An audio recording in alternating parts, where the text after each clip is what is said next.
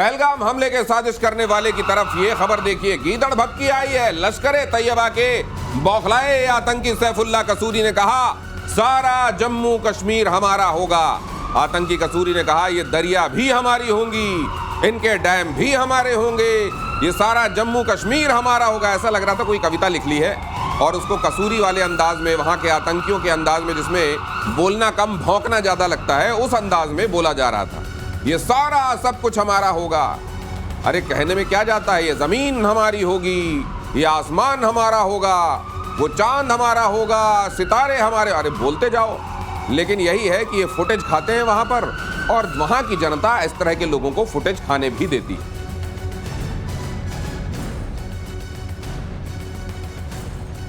सैफुल्लाह कसूरी से पहले कल आपने देखा था मसूद इलियास कश्मीरी ने क्या कहा था, इस बुरी तरह मारा है कि कीमा बन गया था, आतंकवादियों के शरीर टुकड़ों में तकसीम हो गए थे। कल ही ये बात सामने आई है, और आज यहां पर आपने देखा कि ये भी हमारा होगा, वो भी हमारा होगा।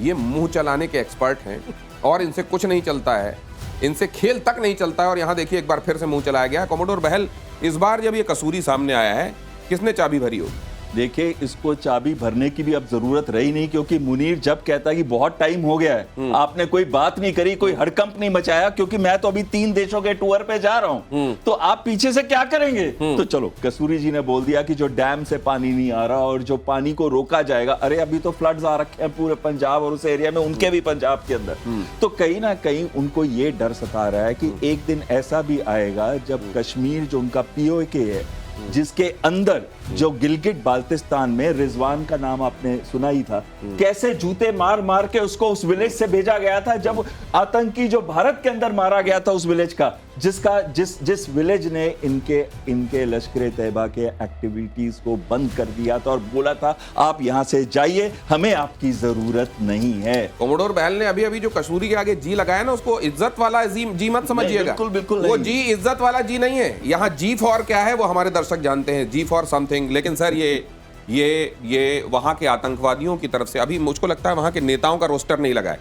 अभी बहुत दिनों से बिलावल भुट्टो कुछ नहीं, अभी इशाक डार ने कुछ ऐसा बोल दिया कि अमेरिका के सामने हो सकता है ये लोग जाएं तो सफाई देनी पड़ेगी। नहीं साहब, आपने तो कहा था कि आपने ट्रूस कराई है, वो गलती से उनके मुंह से निकल गया होगा। नेता या तो फिसल रहे हैं या वो नहीं बोल रहे हैं। इस समय रोस्टर मुझको लगता है आतंकवादियों का बना हुआ बोलने का। देखिए दिनेश जी, यदि आप कहेंगे कश्मीरी ये जो आपने बोला ना, एक कश्मीरी तो कहता हाय तौबा मर गए, उसके बोले अल्लाह मुझे मार देते, क्यों बच गए हम, ये भी तो आई है बात। और एक कहता है कि आपके पूरा का पूरा जम्मू कश्मीर हमारा है। उनसे पूछिए जो सुभान अल्लाह से जो है ना, मरकज सुभान अल्लाह, उनसे पूछिए, मरकज तौबा से पूछिए, जो चिल्ला रहे हाय मर गए। उनके आप जनाजे में देखा था, जो सुबर्दे खाक जब करते हैं, हाथ अरे धुए, उससे पूछिए जाकर के, जिनके ऊपर चीजें हुई हैं, और ये चीज थमा है। तो ये इसके बावजूद ये इनका कहना, ये क्यों कर रहे होंगे? ताकि इनको मिलने वाली ग्रांट बंद ना हो जाए, कि अगर तुम ये तंजीम वाला काम छोड़ दोगे तो जो पैसे हैं जो फौज की तरफ से दिए जा रहे हैं वो बंद हो जाएंगे, इसलिए ड्यूटी करने आए थे क्या? एब्सोल्युटली स्ट्रेटेजिक एसेट है। मुनीर साहब नहीं निकल पाते, उनके अफसर जमा, तो अगर आप ये भाग रहे हैं ना वहां पर, वहां किसी तरीके से किसी कौमी जज्बात से प्रभावित होकर ये बातें करते हैं, वैसा नहीं है। पैसे आ रहे होते हैं और पैसे आने बंद हो जाएंगे, इसलिए स्टेटमेंट दिए जाते हैं। और ऑपरेशन सिंदूर पर बोले पीएम मोदी, पलक झपकते ही घुटनों पर आया पाकिस्तान। पीएम ने कहा हमने ऑपरेशन सिंदूर से आतंकी ठिकानों को उजाड़ दिया। कल ही एक आतंकी ने रो रो कर अपना हाल बयान किया था। हमारे वीर जवानों ने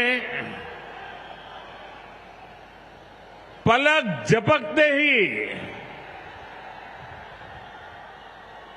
पाकिस्तान को घुटनों पर ला दिया। अभी कल ही देश और दुनिया ने देखा है, फिर एक पाकिस्तानी आतंकी ने रो रो कर अपना हाल बताया है। ये नया भारत है। लेकिन मजे की बात यह है कि जब आप कोई स्टेटमेंट देते हैं उसके साथ एक स्थायी भाव होता है। मसलन अगर आप करुणा की बात कर रहे हैं तो आपके चेहरे पर कोई भाव होता है, अगर आप कोई गुस्से की बात कर रहे हैं तो वो रौद्र भाव होता है। अलग अलग तरह के भाव होते हैं। यहाँ ये पिटे कुटे टुकड़ों में तकसीम हुए, इनके कीमा बन गया, ये आतंकी खुद बोल रहा है, लेकिन उस समय भाव क्या है जरा वो देखिए, देखिए जरा। तो ऐसा लग रहा है जैसे इस जो इनको कुट पड़ी है, पिटाई पड़ी है, वो इन्होंने बड़ी वीरता का काम किया। वो रेजा रेजा इसलिए हुए हैं क्योंकि वो इंसानियत के दुश्मन बन चुके हैं। वो टुकड़ों में तकसीम इसलिए हुए हैं क्योंकि दूसरों का, निर्दोषों का खून बहाना ही वो अपना धर्म समझने लगे हैं। इसलिए उनको सच्ची राह पर लाने के लिए ये मार पड़नी और मुस्तकिल पड़नी जरूरी है। लेकिन ये सर, ये आतंकवादियों की तरफ कहीं ये भी अब सोचा जा रहा होगा, कल जैसे आप लोगों ने आह्वान किया था कि सुधर जाओ, यहां से आप लोगों ने आह्वान किया था कि अब भी वक्त है सुधर जाओ, आपने कहा था, क्या यहां कहीं सुधार की कहीं कोई रिमोट पॉसिबिलिटी भी आपको दिखती है? देखिए, जो मुझे लगता है कि पाकिस्तान के 25 करोड़ जनता में ये जो हैं, जो ये मौलाना हैं, जो रेडिकलाइज्ड हैं, उनकी संख्या तो है ज्यादा। अच्छा सर, ये पहले के मुकाबले ट्रेंड बढ़ रहा है कि घट रहा है? पहले तो बहुत ज्यादा था, अभी उनको कुछ न तो कुछ समझ में आ रहा है, नहीं तो ये नहीं बोलेंगे ना हाँ। कि रजा रज क्या बोला, रेजा हो गया। और ऐसा ही हाथ रखा था। आपने मौलाना मसूद अजहर को सुना, हाफिज सईद को भी सुना, इसी तरह के कुछ तेवर थे उनके। मगर तेवर आपने बदल दिए जब वो कहता है अल्लाह हमें भी उठा ले। तो देखिए, ये रियलाइजेशन तो है, आप ये मान के चलिए, रियलाइजेशन है जिनके ऊपर मार पड़ी है। अरे ऐसे ही नहीं कहा जाता, मार को भूत भी डरते हैं। लेकिन वो जिसकी चर्चा यहाँ की जा रही हो, भाव आपने देखा, हमको बहुत पिटाई पड़ी और हमको बहुत बुरी तरह पीटा गया, रेजा रेजा हो गए। और उसमें भाव देखिए, ऐसा लग रहा है जैसे वीर रस की कोई कविता पढ़ रहे हैं। इनके अंदर मुझको लगता है इनको कहा जाता होगा जाके अपना बोल्ड फेस रखना, ऐसा नहीं कि तुम वहां रोने लगो जाके, लेकिन फिर आखिरकार मुंह से तो वही फूटेगा जो हुआ है इनके साथ। जो सच्चाई है उसको कितने दिनों तक छुपाएंगे, जो इज्जत उनकी जा चुकी है कितने दिनों तक छुपाएंगे। लेकिन अभी भी क्या वो सुधरेंगे?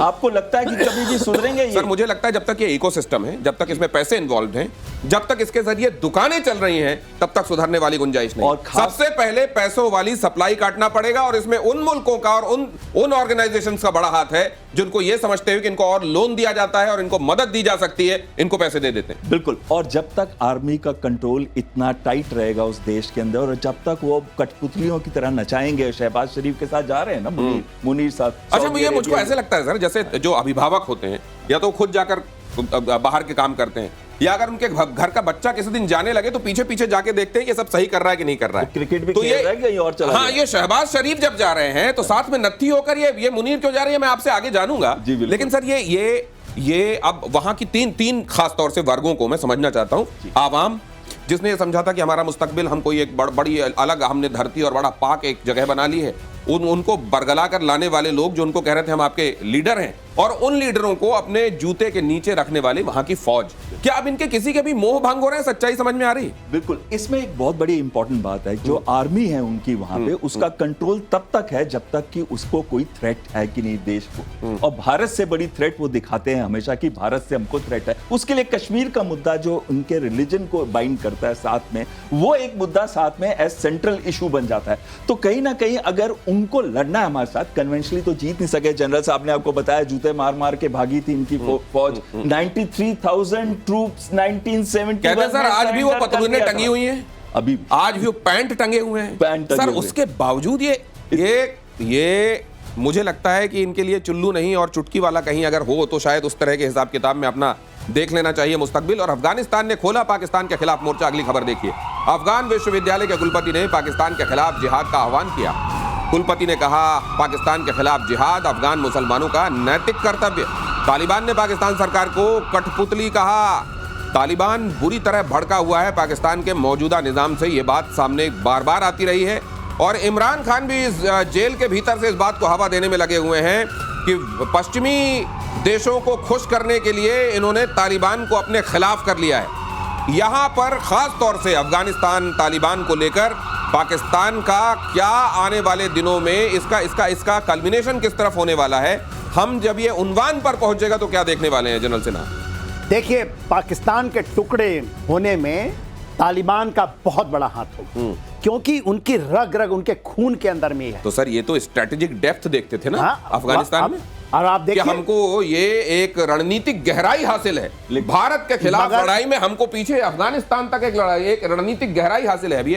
मगर देखिए अभी बात क्या, डूरन लाइन को छोड़ दी, डूरन लाइन के अलावा जो कहता है अफगानिस्तान कि उसको स्ट्रेटेजिक डेप्थ चाहिए, जो इंडस रिवर आ रही है वहां तक पख्तूनख्वास्तान की जब बात होती है तो वहां होती है। और देखिए 3 जनरेशन अफगानी वहां रहते थे रेफ्यूजी, उनको निकाल दिया, मुनीर ने निकाला है और किसी ने नहीं। मुनीर का है ये, वहां की आवाम नहीं चाहती थी, मुनीर ने निकाला। जिस तरह से वहां पर जाकर के वहां अफगानिस्तान के अंदर तहरीक तालिबान के नाम पर उनके पूरे के पूरे इलाके में जो उन्होंने किया है, इसके अलावा जो कहते हैं ना वो ISKP खुरासान प्रोविंस के नाम पर वहां के लोगों को उठा के अमेरिका को सौंपा है, वो नहीं छोड़ने वाले हैं। देखो मोहम्मद शरीफुल्लाह को किसने दिया? पाकिस्तान ने दिया ना, अमेरिका को दोस्ती बढ़ाने के लिए। पर वो है किसका? ISIS-K का है, मुरस्सम का। और वो कहां से है? वो अफगानिस्तान के अंदर से ऑपरेट करता है, ईरान से ऑपरेट करता है और सेंट्रल एशियन रिपब्लिक से करता है। पर उसके काफी बड़े गढ़ हैं अफगानिस्तान के अंदर। अफगानिस्तान में लोग कौन है? पश्तून है। आपको याद होगा अब्दाली का नाम, जो ये मिसाइल भी इन्होंने अब्दाली के नाम पे रखी हुई है। अब्दाली के बाद कौन आया? दुरानी एम्पायर। और किसने मारा था उनको? महाराजा रंजीत सिंह ने। उसके बाद जब ब्रिटिश रूल भी हुआ था तो आपको याद है बैटल ऑफ साराग्रही, जहां पे सिर्फ 21 सिखों ने 12,000 से 24,000 अफगानी जो थे आए थे ट्राइबल्स, उनको वहां पे रोक के रखा था एक पूरी रात। और इतनी कैजुअलिटीज की थी कि उन्होंने 2 दिन के बाद वापस ब्रिटिश को हैंड ओवर करके चले गए थे। लास्ट मैन तक फाइट किया। डरते हैं ये, भारत से डरते हैं, सिखों से डरते हैं, मराठों से डरते हैं, डोगरा से डरते हैं, डरते हैं ये हर एक ऐसे भारतीय से